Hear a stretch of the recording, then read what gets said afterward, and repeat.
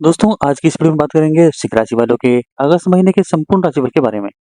यह महीना आपके लिए मध्यम रूप से फलदायक रहने की संभावना है, लेकिन इसी बीच कुछ बड़ी इच्छाओं की पूर्ति होने से आपको प्रसन्नता होगी और आप प्रसन्नचित होकर अपने कार्यों को अंजाम तक पहुंचाएंगे। स्वास्थ्य के दृष्टिकोण से उतार चढ़ाव की स्थिति रहने वाली है, इसलिए आपको अपने स्वास्थ्य पर विशेष ध्यान देने की आवश्यकता पड़ेगी और अपने भोजन की आदतों पर भी ध्यान देना होगा, क्योंकि उसी की वजह से आप बीमार हो सकते हैं। आर्थिक रूप से यह महीना मध्यम रहने की संभावना दिखाई दे रही है, क्योंकि आपकी आमदनी नियमित रूप से होती तो रहेगी, लेकिन वह बहुत अधिक ना होकर खर्चों के मुकाबले कमजोर पड़ सकती है, जिससे आर्थिक तौर पर कुछ चुनौतियों का सामना करना पड़ सकता है। इसलिए महीने की शुरुआत से ही अपने खर्चों को नियंत्रण में रखने का प्रयास करते रहें। जहाँ तक आपका करियर का सवाल है, तो उसमें कोई बड़ी समस्या दिखाई नहीं दे रही। नौकरी करने वाले जातकों को अपने काम में अच्छा बदलाव प्राप्त हो सकता है। आपको अत्यधिक भावेश में आकर किसी से भी कुछ बोलने से बचना चाहिए। यदि आप ऐसा करते हैं तो आपको बहुत लाभ होगा। व्यापार करने वाले जातकों को कुछ नई चुनौतियों का सामना करना पड़ सकता है। व्यापारिक चुनौतियां व्यापार के रास्ते में बाधा बन सकती है और कुछ लेबर से संबंधित समस्याएं भी सामने आ सकती हैं। विद्यार्थियों को अपने शिक्षा में अनुकूल परिणामों की प्राप्ति होगी और आपके प्रयास आपको अच्छी सफलता दिला सकते हैं। प्रेम संबंधों के लिए यह महीना उतार चढ़ाव से भरा रहने वाला है, फिर भी आपके दिल में प्यार रहेगा, जिससे आप अपने रिश्ते को संभाल पाएंगे। विवाहित जातकों को प्रेम के साथ साथ कुछ पारिवारिक चुनौतियों का भी सामना करना पड़ सकता है, जिन पर ध्यान देकर आप अपने रिश्ते को खूबसूरत बना सकते हैं। इस महीने आपके विदेश जाने की संभावनाएं बहुत प्रबल रहेंगी, इसलिए यदि आप विदेश जाना चाहते हैं तो कठिन प्रयास करें, आपको सफलता मिल सकती है। चलिए बात कर लेते हैं आपके कार्यक्षेत्र यानी करियर की। करियर के दृष्टिकोण से यह महीना ठीक ठाक रहने की संभावना दिखाई दे रही है।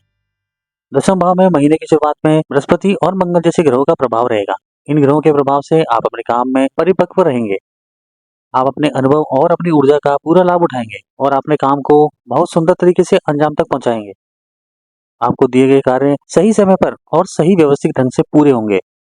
आपकी परियोजनाओं की प्रगति उल्लेखनीय होगी, जिससे आपको कार्यक्षेत्र में अच्छी उपलब्धि प्राप्त हो सकती है। आपके परिवार में वृद्धि की जा सकती है। आपके वरिष्ठ अधिकारियों का सहयोग आपको समय समय पर मिलता रहेगा, जिससे आपको कार्यक्षेत्र में आगे बढ़ने में और अधिक सफलता मिलेगी। दसम भाव के स्वामी शुक्र महाराज महीने की शुरुआत में प्रथम भाव में रहेंगे और 25 अगस्त को दूसरे भाव में चले जाएंगे, जहाँ पर केतु महाराज विराजमान है। ऐसी स्थिति में स्वयं पर अति आत्मविश्वास न रखें और सावधानी के साथ अपने काम को करें। ज्यादा किसी से अपनी निजी बातों को साझा ना करें, इससे आपको लाभ होगा। वैसे आपके सहकर्मी कार्यक्षेत्र में आपको अच्छा सहयोग प्रदान करेंगे। छठे भाव के स्वामी शनि महाराज इस सप्तम भाव में वक्री अवस्था में आ जाने से आप अपने कार्यक्षेत्र में बहुत अधिक मेहनत करेंगे और आप उसे सर्वस्व देकर बेहतर से बेहतर बनाना चाहेंगे, जिससे आपकी लोकप्रियता भी बढ़ेगी और आपकी कर्मठता को देखकर लोग आपसे प्रेरित होंगे। व्यापार करते हैं तो उसमें भी संभावना है कि शुक्र और बुध जैसे ग्रहों की दृष्टि सप्तम भाव पर महीने की शुरुआत में रहेगी, जिससे व्यापार में अनुकूल परिस्थितियों का निर्माण होगा। वक्री शनि महाराज सप्तम भाव में पूरे महीने विराजमान रहने वाले हैं, जिससे व्यापार में कुछ व्यावहारिक चुनौतियां आ सकती हैं। आपको लेबर से संबंधित कुछ समस्याएं हो सकती हैं। आपके अधीन काम करने वाले लोगों से किसी बात को लेकर असहमति हो सकती है, जिसका असर काम पर पड़ सकता है। व्यवसायिक साझेदार से भी उल्टा सीधा कुछ बोलने से बचें। इन समस्याओं को दूर होने में कुछ समय लग जाएगा, तब तक महीने का उत्तरार्ध आ जाएगा। धीरे धीरे आप अपनी चुनौतियों से आगे बढ़कर अपने व्यापार में उल्लेखनीय प्रगति की राह पर अग्रसर रहेंगे। चलिए बात कर लेते हैं आपकी आर्थिक यानी फाइनेंशियल स्थिति के बारे में। यदि आपकी आर्थिक स्थिति को देखा जाए तो महीने की शुरुआत आपके लिए कुछ कमजोर रहने की संभावना दिखाई दे रही है। द्वादश भाव में सूर्य महाराज की उपस्थिति होने से खर्चों में अधिकता रहेगी और इधर अष्टम भाव में राहु महाराज भी विराजमान रहने वाले हैं, जिससे खर्चे बदस्तूर जारी रहेंगे और आपको बहुत ज्यादा ध्यान देने की आवश्यकता पड़ेगी, क्योंकि इन खर्चों का प्रभाव आपकी आर्थिक स्थिति पर नकारात्मक रूप से पड़ सकता है। आपको अपनी महत्वपूर्ण परियोजनाओं को रोकना पड़ सकता है, क्योंकि धन की कमी महसूस हो सकती है। हालांकि आप अपने संचित धन को भी अपने ऊपर खर्च करने की कोशिश करेंगे, जो कि एक अच्छी स्थिति नहीं है। कोशिश करें कि बहुत ही महत्वपूर्ण खर्चों को करें, बाकी खर्चों में कटौती करने का प्रयास करें। हालांकि 26 अगस्त को मंगल आपके एकादश भाव में आ जाएंगे, तब आपको इन समस्याओं में कुछ कमी महसूस होगी, क्योंकि तब मंगल महाराज की कृपा से आपकी आमदनी में निरंतर प्रगति होने लगेगी। आपको अच्छी आमदनी के योग बनेंगे, जो आपकी सभी चुनौतियों से आपको बचा लेंगे। भाग्य के साथ मिलने से योजनाओं में भी सफलता मिलेगी और आपके पास आर्थिक रूप से धन प्राप्ति के रास्ते खुलेंगे। आप धन को संचित करने में भी सफल हो पाएंगे। इस महीने कोई बड़ी प्रॉपर्टी भी खरीद सकते हैं। चलिए बात कर लेते हैं आपकी हेल्थ यानी स्वास्थ्य की। यह महीना स्वास्थ्य के दृष्टिकोण से कुछ कमजोर रहने की संभावना दिखाई दे रही है। सर्वप्रथम तो आपके राशि स्वामी सूर्य महाराज महीने की शुरुआत में ही द्वादश भाव में विराजमान रहेंगे और वक्री शनि महाराज की दृष्टि आपके प्रथम भाव पर रहेगी, जिससे स्वास्थ्य में उतार चढ़ाव हो सकते हैं। आपको नेत्र पीड़ा हो सकती है, आंखों से संबंधित समस्याएं विशेष रूप से ध्यान देने वाली होंगी। इसके अतिरिक्त पेट में गर्मी होने के कारण भी आपको कुछ परेशानियों का सामना करना पड़ सकता है। 16 अगस्त से सूर्य देव की आप ही की राशि में प्रवेश कर जाने से इन समस्याओं में कमी आएगी और आप अच्छा स्वास्थ्य प्राप्त कर पाएंगे। पूरे महीने राहु महाराज अष्टम भाव में और केतु द्वितीय भाव में विराजमान रहेंगे। इसलिए आपको अपने भोजन पर विशेष रूप से ध्यान दें, क्योंकि बासी भोजन के कारण आप बीमारियों का शिकार हो सकते हैं। सावधानी रखने से आप इन समस्याओं से बच सकते हैं। चलिए बात कर लेते हैं आपके प्रेम और वैवाहिक जीवन की।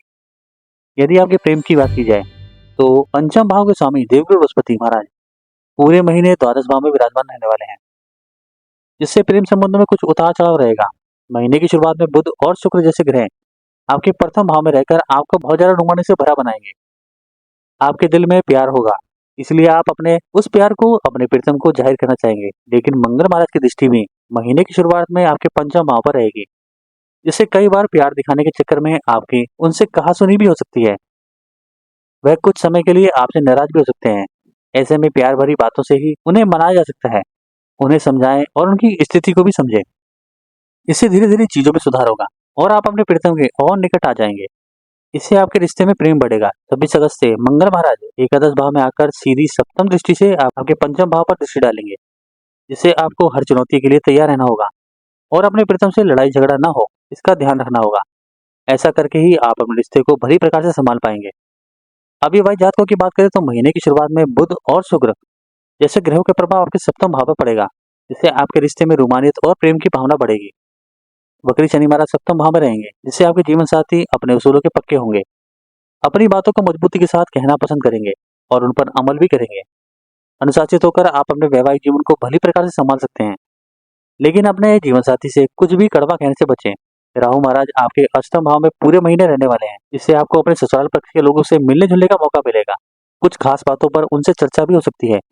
महीने की शुरुआत में मंगल का प्रभाव आपके प्रथम भाव पर भी रहेगा, इसलिए जल्दबाजी में आकर कोई काम करने से या कहने से बचें। 16 अगस्त को सूर्य महाराज आप ही की राशि में प्रवेश कर जाएंगे और तब सूर्य और शनि का समसप्तक योग बनेगा।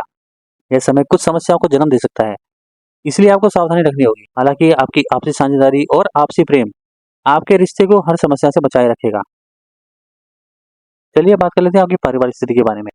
यह महीना पारिवारिक तौर पर मिला जुला असर देने वाला रहेगा। पूरे महीने आपके दूसरे भाव में केतु महाराज विराजमान रहेंगे। केतु महाराज का दूसरे भाव में विराजमान होना आपकी ऐसी ऐसी बातें करवा सकता है जिससे दो अर्थ निकलते हो और सामने वाले आपकी बात का गलत अर्थ निकाल सकता है। यानी कि आपकी बातों को तोड़ मरोड़ कर महसूस किया जा सकता है, जिससे घर का माहौल बिगड़ सकता है।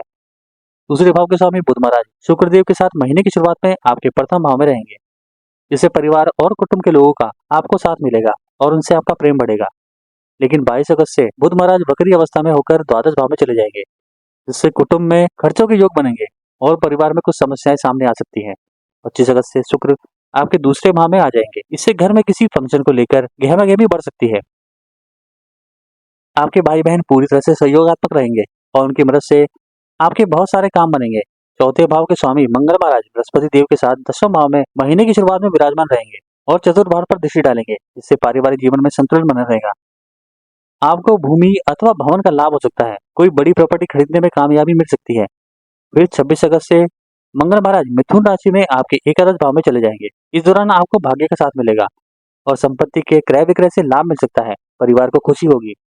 यह समय परिवार की खुशियों को बढ़ाने वाला होगा। अब आपके लिए कुछ उपाय है। पहला, आपको प्रतिदिन सूर्य देव की आराधना करनी चाहिए और श्री आदित्य हृदय स्तोत्र का पाठ करना चाहिए। दूसरा, बृहस्पतिवार के दिन केले के वृक्ष को जल देकर उसकी पूजा करनी चाहिए। तीसरा, अपने मस्तक पर हल्दी अथवा केसर का तिलक लगाना चाहिए। आज की वीडियो में बस इतना ही। हरे कृष्णा।